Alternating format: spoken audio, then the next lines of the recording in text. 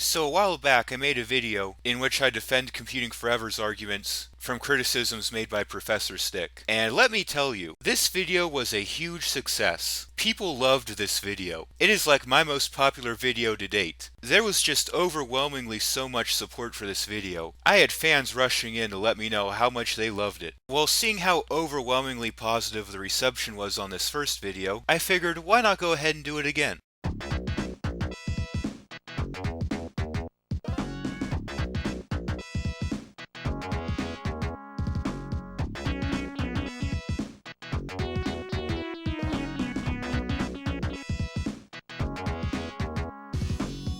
Hello, beautiful day today to pick on some low IQ individuals. Probably going to be my last video on Computing Forever for a while since, I can't afford to lose that many brain cells.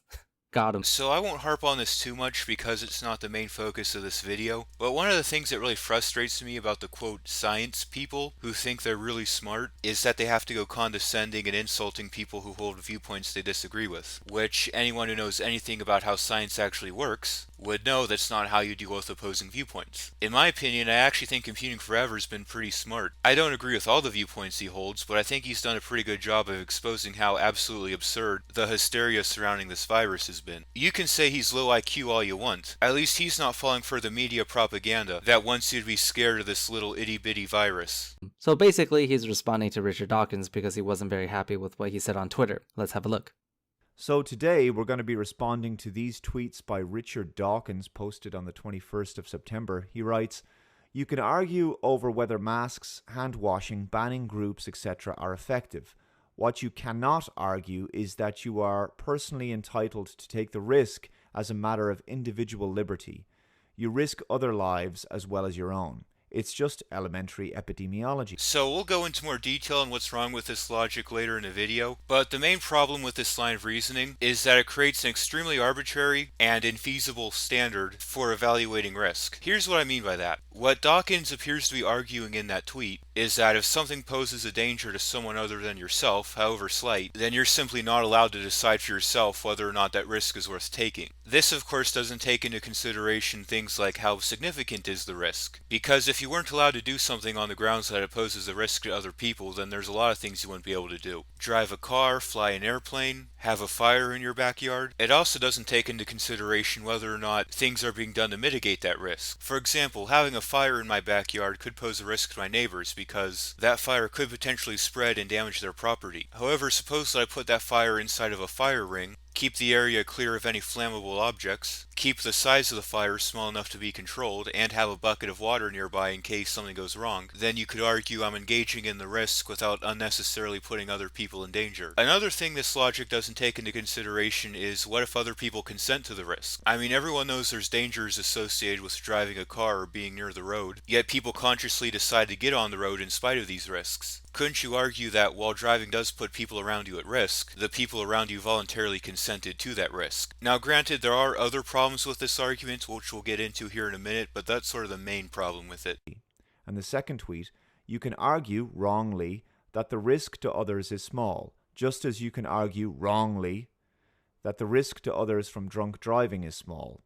What you cannot argue, as many right-wing idiots in effect do, is that personal liberty is the only consideration that matters." Okay, this second tweet is so riddled with fallacies that Professor Stick ought to be calling this one out if he was a scientist worth his salt. First of all, we've got begging the question by subtly inserting the word wrongly in there before introducing the opposing viewpoint. He's basically trying to imply the very point he's trying to prove. And second of all, the comparison between coronavirus and drunk driving is simply a bad analogy. These two risks are absolutely different in how prevalent the risk is, in how likely the risk is to affect people, in both how the risk is manifested and mitigated. COVID-19 has a very low chance of killing you compared to drunk driving. Drunk driving is also something you actively engage in by deciding to get behind the wheel under the influence of alcohol, while COVID is something that you spread completely effortlessly just going about your business. Asking people not to get behind the wheel with a bottle of beer in their hands is much more reasonable than asking people to stay locked inside all the time, because that's basically what it would take to stop a disease from spreading at all, period. Like, these two risks are simply not comparable for a multitude of reasons. And then he says only right-wing idiots are making this argument. Hey Richard, I got some news for you. Look up something called the Great Barrington Declaration. It turns out a lot of people on the left are also against the authoritarian COVID measures. I agree with what Dr. Richard Dawkins said. You do? Are you sure about that, Professor? You guys may remember this moment from that response Professor Stick made to me. Flashback. Of submission to the new regime. Yeah, face masks are a dehumanizing symbol of submission. They weren't always that way. It wasn't until the left wing tried imposing them onto everybody that people suddenly started seeing them as symbols of oppression. I don't understand why people keep trying to make this a political issue. It shouldn't be. If you say the left, you are creating a sense of us versus them. Now, I don't want to make this political at all. It's a public health issue. It concerns every single one of us. And the last thing you want to do is generalize. End of flashback. So, in Richard Dawkins' tweet, he said the right. But isn't that making it a political issue? Isn't that creating a sense of us versus them? Isn't that generalizing? Aren't you going to be consistent and call him out for this as well? Or let me guess, making this a political issue is no longer a problem when it's being done by someone who holds an opinion you agree with. This is something I've noticed not just with Professor Stick himself, but also with his fans who stormed my comment section. They would, on the one hand, accuse me of making this a political issue for blaming things on the left, but then turn around and in the same breath, blame things on the right. If you're one of those Professor Stick fans who flooded the comments on my original response video, could you just briefly explain to me here in this comment section why exactly it is that blaming things on the left is making it a political issue but not blaming it on the right? Like, I'm not even trying to troll bait or anything, I'm genuinely curious. Like, please, by all means, let me know. If this were any other topic, I would say he was a little aggressive about it, but since this is about the current pandemic, I share his anger. It is completely invalid to say you are taking the risk only yourself because your actions here can have great impacts on the lives of others, maybe even risk their lives. You may be thinking in your head, yeah, I think the risk is worth it, but guess what? You can't be the only one to judge that because you are costing others. So when Professor Stick made that response to me, I noticed that he seemed to leave out a lot of relevant context to make it seem like I was saying something I really wasn't. I had a hunch that he's been doing this with other videos he's responded to as well, and it turns out I was right. Take a look at this segment from Computing Forever's original video. Also, Richard, in your second tweet you say, just as you can argue wrongly that the risk to others from drunk driving is small. We don't have to talk about drunk driving, Richard. Driving a car sober is a risk by itself. Road accidents happen all the time, and road deaths happen on a regular basis. Most of them happen without a drop of alcohol being involved. If we apply your logic about masks and hand washing and banning groups and other such measures, for example, by that logic, your right to drive a car should not trump a pedestrian's right to not get run over by you.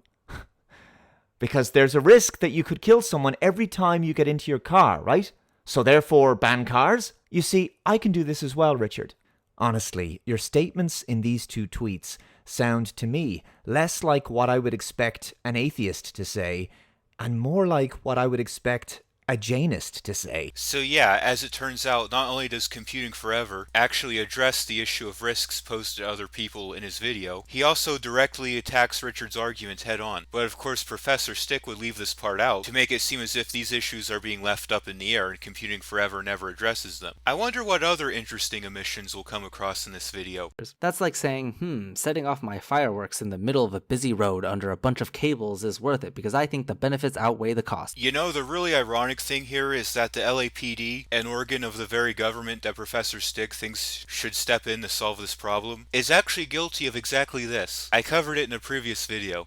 But you'd be an asshole to think that because you can't be the only one to judge what that cost is to others, especially since your fireworks could cause a hazard and endanger the lives of other people. Same logic applies here. Not necessarily. You kind of have the same problem here as you did with the drunk driving analogy. It's not really an apt comparison. Intentionally setting off fireworks in the middle of a busy street, which is something there isn't really a need for or a benefit from doing, is a lot different from someone just passively spreading a virus in the course of going about their business, which are things they need to do in order to survive. But even if we put that to the side, like I mentioned before, it's completely possible to mitigate a risk without having to avoid taking it on entirely. Sure, setting off your fireworks in the middle of a street under a bunch of cables might pose an unnecessary risk to other people. But what if you were to instead set off those fireworks in an empty field somewhere? That way you still get to enjoy your fireworks without putting anyone else in danger. No one is suggesting that you don't set off your fireworks at all, just set them off in a place that's safe. And well, the same thing kind of goes for COVID. Yes, there are dangers and risks associated with COVID, but that doesn't mean we have to avoid them entirely. People are suggesting that we shut down all mass gatherings and businesses, as opposed to hosting gatherings and operating your business in a way that's safe. The choice isn't necessarily between take on a risk completely or don't take it on at all. There are ways to mitigate risks or handle them in a way that's safe, without compromising our ability to live our lives. That's why it always triggered me when I see young people going to parties not wearing masks and such because the virus wouldn't be too harmful to them. Well, you could spread it to others who are at greater risk. So what exactly is preventing those people who are at greater risk from taking precautions for themselves? What do you think's more reasonable? That the vast majority of the population who's not really going to be affected by this virus makes extraordinary changes to the way that they live to protect a small minority of people who are vulnerable? Or to target protection specifically towards those more vulnerable people? Like, I'm not a scientist like Professor Stick is, but you don't really need to be one to see that one of these options is way more simple and reasonable. Be responsible and wear your mask, wash your hands, and social distance. There's no real cost to following these rules. It's not like we're saying you can't go outside at all. At least not here in the United States. There's been a lot of people complaining about the lockdown measures implemented in America, and while I'm not trying to defend these measures at all, lockdown orders are bullshit, period. I do have to admit that the lockdowns we had here in the States are pretty tame compared to the rest of the world. People, for the most part, were still free to go outside and freely move around. Basically, just certain businesses had to close or restrict capacity. Other countries, though, had actual full-blown lockdowns. Like in places like Italy, China, and Australia,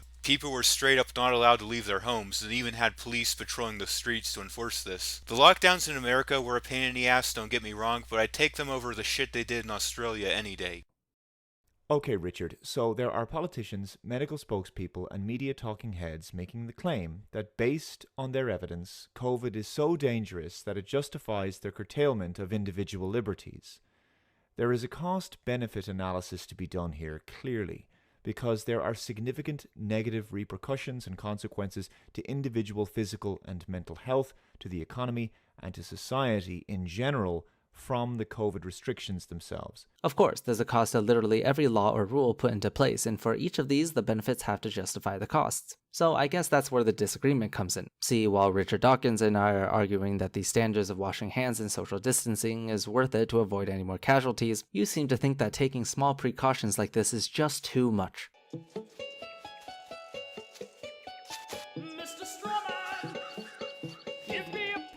So Professor Stick is once again leaving out some important context from the original video. Let's have another look. But we also must accept that death is a part of life. Therefore, vulnerable people should decide for themselves if they wish to quarantine and take precautions or not. But the choice should never be taken away from them. So there you have it. Computing Forever never said that he was against people taking precautions, only that these precautions should be a personal choice and shouldn't be forced onto people, which I agree with. We're all grown-ass adults here. We're all capable of evaluating risk for ourselves and deciding what's safe and what's not safe. We don't need the government to babysit all of us like we're a bunch of children, especially when you consider that government solutions are imposed onto people involuntarily using force. So if you refuse to wear a mask or whatever the government's mandating you to do, it's possible that an agent of the state would use force against you, possibly injuring or even killing you. So it's actually somewhat counterintuitive to force precautions onto people to keep them safe, because enforcing these things onto people involuntarily, you're actually putting them in danger, thus kind of defeating the whole point. I mean, yeah, who cares that the grandpa down the street contracts the virus and is hospitalized for 2 weeks? I don't want to wear a mask. So what's stopping the grandpa down the street from wearing a mask of his own? I mean, we did establish in previous videos that there are masks out there that protect in both directions. There's nothing stopping this grandpa from getting one of those for himself. There are negative long-term side effects from masks, social distancing, prolonged isolation, delayed cancer treatments, destroyed businesses, job losses, people falling into poverty, etc. Is the virus so deadly that it justifies the consequences of these mitigation measures? Are these measures sustainable long-term? We should be able to ask these questions. Okay, you can definitely make an argument for certain COVID restrictions. For example, shutting down the entire economy may no longer be worth it anymore. Before, when we knew nothing about this virus, it was because we want to stop the virus that we knew nothing about from spreading throughout the entire population of the country. You should probably be aware that lockdowns don't really have an effect on the rate at which COVID spreads. As a matter of fact, the places where COVID is spreading the worst are in places that lock down the hardest, and Florida, which never locked down at all, isn't even in the top 10 worst hit states. Now, since the virus is basically everywhere and we have some emergency treatments, I would say locking down the country may not be the best idea anymore. Locking down the country was never really a good idea. Not only did lockdowns pretty much do nothing to stop the spread of the virus, they destroyed businesses, caused poverty, homelessness, starvation, depression, suicide, not to mention set the precedent that it's legitimate for the government to put the kibosh on your life at a moment's notice. Make no mistake, these lockdowns have caused way more suffering and destruction than COVID ever could have caused on its own.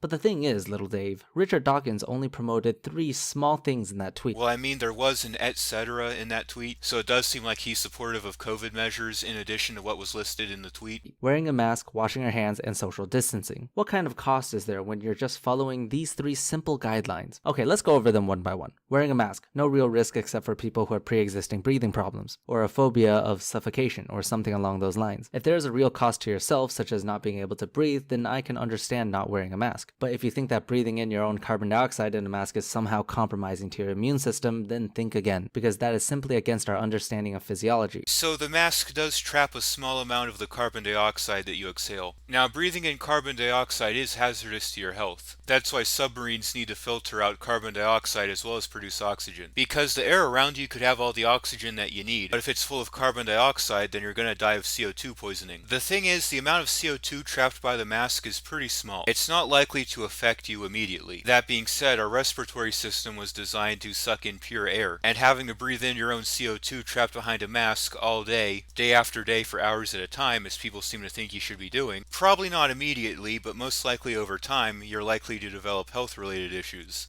What other risk is there? Pretty much nothing if you don't have a condition, which the vast majority of people don't. Sure, maybe a majority of people don't have any sort of respiratory condition that would make it difficult for them to wear a mask, but what about those that do? If you're going to have the government mandate that everyone has to wear a mask inside of a building, that's definitely going to make life much harder for these individuals, especially considering that most of these government mask mandates don't actually make it so that stores have to honor medical exemptions. There's a guy named Jared Price who goes by the Maskless Ninja on YouTube. He's a guy from California who makes videos of himself going into different businesses without a mask on and filming their employees' reactions. As it turns out, a lot of businesses don't actually respect medical exemptions the way they should be. So while on paper there may be an exemption for people who can't wear a mask for medical reasons, in reality a lot of businesses are still giving these individuals a hard time if they don't wear a mask. I mean, wearing a mask isn't even a new thing. It is a little bit of a fashion thing in certain East Asian countries. It is true that a lot of Asian countries do have a mask culture. In places like China and Japan, it's considered perfectly normal for someone to wear a mask out in public when they're feeling sick. But here's the thing, Professor. In these countries, the mask wearing is mostly voluntary. Masks aren't really mandated by law in these countries. It's considered a courtesy or a gesture to those around you, to keep them from getting sick. Now, if you're suggesting that we have a similar kind of mask culture over here, where we voluntarily encourage people to wear masks when they're sick as a courtesy, I wouldn't be against that. I'd be down for it. But that doesn't seem to be what you're arguing, Professor. You seem to want people to be forced to wear masks, which is what I'm against. Another important thing to point out about Asia's mask culture. Aside from protecting other people around you to prevent them from getting sick, another important reason that people wear masks over there is to act as a signal, to let other people know that you're sick and they should keep their distance. If you're forcing everyone to wear masks, then they kind of lose their effectiveness as this warning signal, because if sick and healthy are forced to wear masks alike, there's no way to differentiate them. Oh, and also surgeons wear them all the time.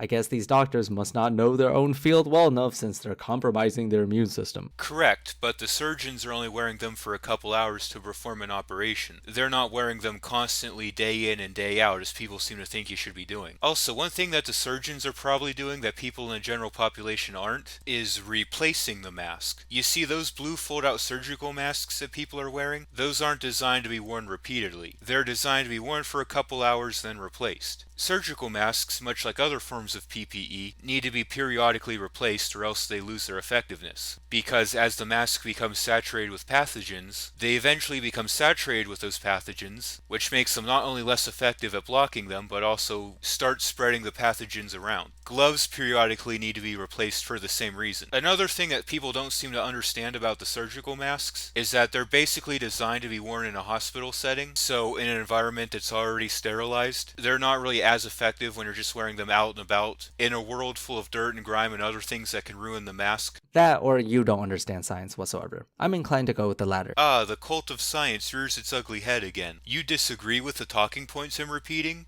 You must hate science. Second, washing your hands. I don't see a real cost to that. I mean, unless soap irritates your skin, I guess. Not gonna apply to most people. You should be washing your hands with soap anyway, even before the pandemic happened. I agree that washing your hands frequently for a variety of reasons is a pretty good idea. That being said, though, I'd like to point out that there's a very specific reason why masks are considered controversial and hand washing isn't, and that's because, unlike hand washing, masks are being forced onto people. The logic being that nobody would wear a mask if they weren't forced to. But nobody's forced to wash their hands, and plenty of people do that. Nobody's suggesting that the government mandate hand washing, and even if they did, there'd be no way to enforce it. I think the lesson to be taken away here is that at the end of the day, people are adults. People understand the risks associated with illness and are voluntarily willing to take measures to protect themselves and others. That's why hand sanitizer is a multi-billion-dollar-a-year industry, even though nobody's compelled into using it. Third, social distancing. Now, this is more so the banning of big groups. Not necessarily. Social distancing just means keep a little more space between you and everyone else. We've already been kind of doing this before the pandemic. Whenever someone walks onto an elevator, usually the other people in the elevator kind of step to the side to make more room for them. Or when picking a seat in a theater, it's common to leave a few empty seats between you and other people. Things like elbow room and personal space have already been part of our culture before the pandemic. Social distancing is just kind of like, okay, keep doing that, but leave just a little more space than you do ordinarily. And the thing is, I'm not really against social distancing. You can actually do a lot while social distancing. 6 feet really isn't that far. You can have a conversation with someone else with 6 feet. This includes things like parties, concerts, conferences, conventions, lecture halls, etc. Yeah, not like any of those things are important. And for these, we'll have to judge on a case-by-case basis. There's no doubt that certain businesses are hurt because of this, but many of them are finding ways to host events even without large gatherings, such as holding virtual events or limiting the size of the crowd. I can tell you that virtual events aren't nearly as fun. I've mentioned in previous videos that one of my favorite things to do before the pandemic was go to conventions, and thanks to the pandemic, a lot of them were either cancelled or held virtually, which isn't really the same experience. I mean, a big part of the fun of going to conventions is meeting other people, showing off your art, showing off your costume, browsing the vendors' tables. If you want to experience the rest of your life through a computer, knock yourself out. I prefer not living like a vegetable. That's pretty much what I see wherever I go.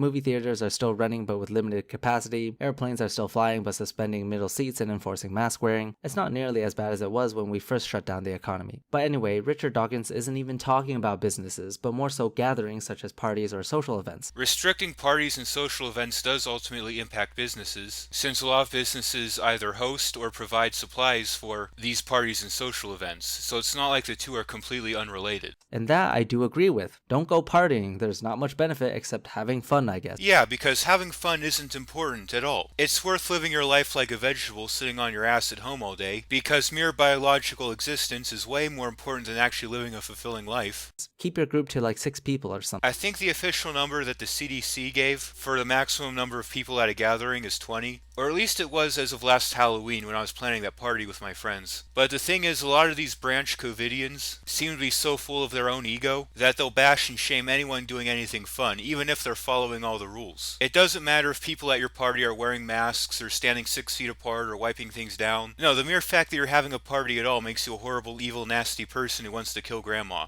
And to round everything off, be mindful that this isn't going to last forever. We literally just have to keep this up for a year and that's it. Once a vaccine is distributed, we can then go back to our regular lives. I've mentioned this in previous videos I've done on COVID, but it bears repeating. The goalpost for when this whole stupid pandemic will be over and when we can get back to our normal lives seems to be constantly moving. First it was 15 days to flatten the curve. Then it was just long enough so as to not overwhelm the hospitals. Then it was until the cases start going down. Then it was until there's a vaccine. Then it was until there's herd immunity, whatever the fuck that means, because they keep pushing that goalpost too. It's pretty clear to me that the intention is to just continuously push the goalpost indefinitely, and maybe we should stop letting the government gatekeep our normal lives. Don't go party for 1 year. It's not just parties. Theater, play, concerts, festivals, music, the arts, sporting events. These are all very important parts of our culture, which are slowly disappearing thanks to the pandemic. A lot of music venues have had to straight up close because of this virus. Like, this isn't just about the inconvenience of not being able to party. Aspects of our culture are straight up being erased.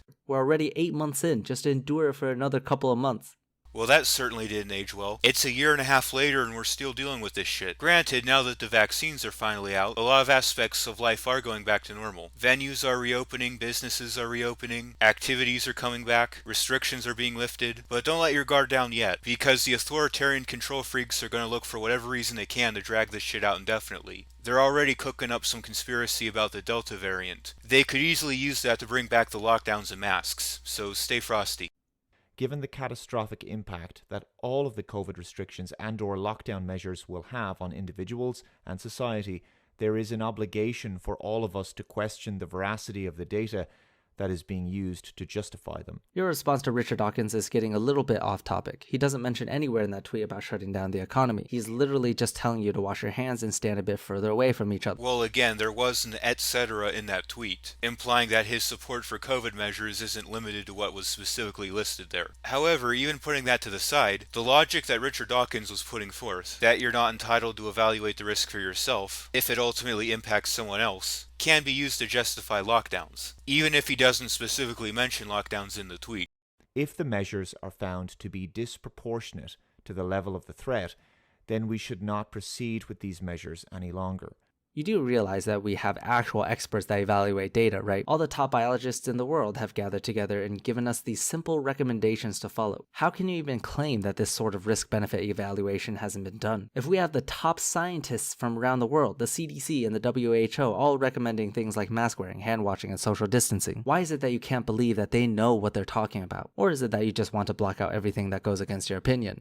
Sounds about right. So whenever you criticize the COVID hysteria, you often hear, we need to listen to the experts. Well, the thing is that we are. We are listening to the experts, even a lot of them from the CDC. And as it turns out, a lot of them are saying the exact same things we're saying. That COVID isn't all that dangerous. That masks aren't the magic silver bullet people think they are. That forcing healthy people who aren't at risk to quarantine is batshit fucking crazy. As a matter of fact, something that's supported by a majority of the scientific and medical community is the Great Barrington Declaration, which I mentioned before, which is basically common sense. It says instead of ruining everybody's lives over this little virus, we just let the young healthy people with strong immune systems go out and live their lives, while we specifically target protections on those who are more vulnerable, like we literally do for every other disease. Like, quite frankly, this should just be common sense. Like, you shouldn't need to be a scientist or a doctor to understand this is what should have been done all along. But yeah, kind of funny how you accuse Computing Forever of only listening to people who agree with their narrative when it's exactly what you listen to the science people do with Dr. Fauci. You listen to Dr. Fauci and his whole cabal, but ignore a majority of the scientific and medical community which actually disagree, and then lecture the rest of us about science. When you say the following in your tweet, what you cannot argue is that you are personally entitled to take the risk as a matter of individual liberty. You risk other lives as well as your own. Firstly, I can argue whatever I want. Thank you very much. Yeah, you can, but Dawkins isn't saying you can't. He's saying you're wrong if you do, which you are. You can believe that Computing Forever is wrong, but at the very least he's not using fallacies, unlike Richard Dawkins in that tweet. I mean, even if I did give into the whole COVID hysteria, I could still see how blatantly fallacious and broken his arguments are in that tweet. But basically, what you're suggesting, Richard, is a recipe for people never being able to leave their homes because they might get someone somewhere killed unintentionally. No, he's not saying you can't leave your home. Where in the tweet did he say that? Show me. Or perhaps you're just strawmanning. Oh, I'm sorry, I didn't realize that was a common routine you followed. Carry on. So Richard Dawkins never directly mentions forcing people to stay at home in his tweet, but that's sort of what the argument he's putting forward would logically imply. If you're not allowed to do anything that could potentially make someone else sick, then the only thing you could really do is just stay at home all day. What Computing Forever is doing there is basically stress testing the argument, taking the logic all the way to its conclusion. This is called reductio ad absurdum, and it's a perfectly valid strategy of argumentation. It's clear from the fatality data that COVID is no more deadly, perhaps even less deadly, than the flu. The classic compare the coronavirus with the flu, as if the flu isn't bad or something. Yeah, he never said that the flu isn't bad. Like, are you trying to strawman him or what? You'll have to first identify which flu virus you're referring to, then we'll talk. But the thing is, you can't directly compare these two, like I said in many videos, because they behave in many different ways and are different in their circumstances. One has a treatment, the other doesn't. One has a vaccine, the other doesn't. So yeah, this video was obviously made before the vaccines were out, but even before the vaccines were out, there were plenty of low-cost and available treatments for COVID, such as hydroxychloroquine, which is available in pretty much every pharmacy. You left-wingers bitched and whined about them the entire time. Not to mention that the death rate for different age groups is significantly different. How do you go about comparing these two? So nobody's arguing that coronavirus and the flu are 100% completely identical. What we're arguing is that there are very clear parallels between the two. Not only do they both have similar symptoms and similar death rates, but we also now understand, since COVID has been around for a while at this point, that just like the flu, COVID is a seasonal illness. It peaks and wanes in different times of the year. The argument isn't that these two diseases are identical. The argument is that they're similar in certain key ways, such that mitigation factors that are effective for one might be effective for the other. The thing is, we don't take all these social distancing precautions against the flu because guess what? It has a vaccine. Some people may choose not to take the vaccine, which is why it can still infect and kill people. But for COVID, we don't have a choice. We can't take a vaccine even if we wanted to. So that's why I say we can't truly get back to our normal lives until a vaccine is available to everyone. So yeah, obviously this video is a little bit dated at this point, but I feel like until there's a vaccine is kind of a strange goalpost to set, since vaccines typically take years to properly test and develop, if one is ever developed at all. Not every disease can be vaccinated against. And I feel like this whole COVID fiasco is going to set a bad precedent. Like from now on, every time a new scary disease comes out, regardless of how innocuous it is, we're all going to be forced to lock down until there's a vaccine for it. Because you can pretty much guarantee that COVID is not going to be the last big scary disease that's going to come around. So overall, comparing the coronavirus to the flu is incredibly misleading. COVID-19 should be judged based on itself and not in comparison to another disease. Well, I mean, if there are other diseases out there that are more deadly than COVID, that people aren't losing their goddamn minds over, and that people insist that we destroy the economy and people's lives to prevent from spreading, I feel that's kind of important to point out to maybe give people some perspective on the issue. This virus is clearly not Ebola. People are not dropping dead on the streets of London, for example. Think of all the other pandemics we've been through recently. Ebola, Zika, swine flu, H1N1. Kind of interesting that the one people make the most political fuss over is the one that happens while a controversial president is in office. If COVID was as deadly as Ebola, it would have a much more difficult time spreading throughout the population because it would kill anyone that got it and therefore would have a lower chance of spreading. It's because the death rates are lower that makes this virus more deadly. What part of that do you not understand? The biggest power COVID has is its ability to spread easily between human beings. So don't you think it's at least a little bit ridiculous that we're making all this fuss over a virus, which leaves its host unscathed enough to spread it around so far? As a matter of fact, even the branch COVIDians admit that most people are going to be asymptomatic, as in not experience any symptoms. So we're shutting down the economy and ruining people's lives for a virus that most people won't even know they have. Does that not seem like the slightest bit absurd to you?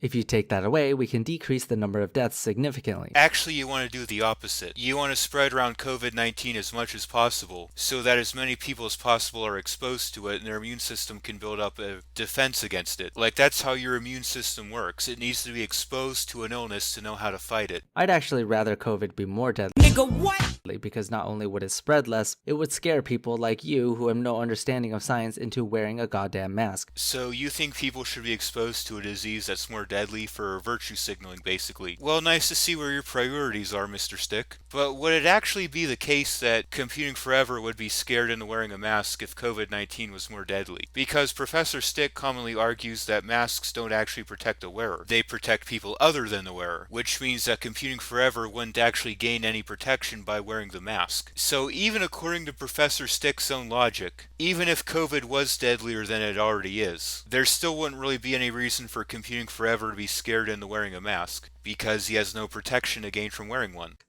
The vast majority of people don't know anyone who has it, let alone anybody who's died from it. Yeah, maybe where you live in Ireland, the COVID death numbers are low, but you cannot use this experience to speak for everyone else. Here in the United States, there are over 200,000 deaths. I personally know people who got COVID. How could you possibly use that as an excuse? Oh, look, I don't know anyone who has gotten COVID, therefore we shouldn't social distance. Do you even play back your videos and listen to them before you upload? Guess what? I know quite a few people who've had COVID as well. All of them lived, and pretty much all of them had mild to no symptoms. As a matter of fact, one of them didn't even know they had COVID until they got tested. COVID-19, the disease so deadly you have to be tested to know whether or not you have it.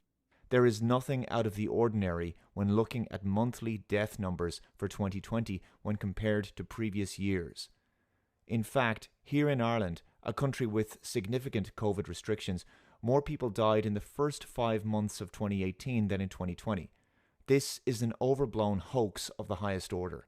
Absolutely not. I don't know what you're showing on screen or where that data came from, but regardless, it seems to be showing deaths from all sources. All sources! Do you not see why that is wrong? Why should that matter? If COVID-19 really is this horribly deadly disease that people are making it out to be, then you'd expect to see a spike in deaths, even if the data is for deaths from all sources. There are tons of factors you cannot control, and each period of time is going to be different, not to mention complete random chance since numbers there aren't too significantly different. It's funny because I actually work as a data manager for a COVID trial right now, and not even people who don't understand data would make such a stupid claim. There's so much to consider and so much to control and filter. You can't just look at a puny little table like that and make the claim that COVID is not dangerous. And also, April has more deaths. What about that month? Clearly, you can't just attribute any of this data as being a good representation of COVID. That's just absurd. So yes, of course the data doesn't paint the entire picture. There is of course more to this than what can be gleaned from simply glancing at a table like this, but it should at the very least raise an eyebrow if the year in which a brand new horribly deadly disease has been introduced actually had less deaths than other years in which the disease didn't exist. Of course maybe there's more to it, maybe further investigation needs to be done, but at the very least this should raise an eyebrow. Anyways, that seems to be the end of the video, so as always this has been Philosopos of Making Stupidity Play Dead, and to all the angry Professor Stick fans coming to leave an angry comment, hi, how you guys doing? Thanks for stopping by the video, enjoy the rest of your day, and to everyone, take care.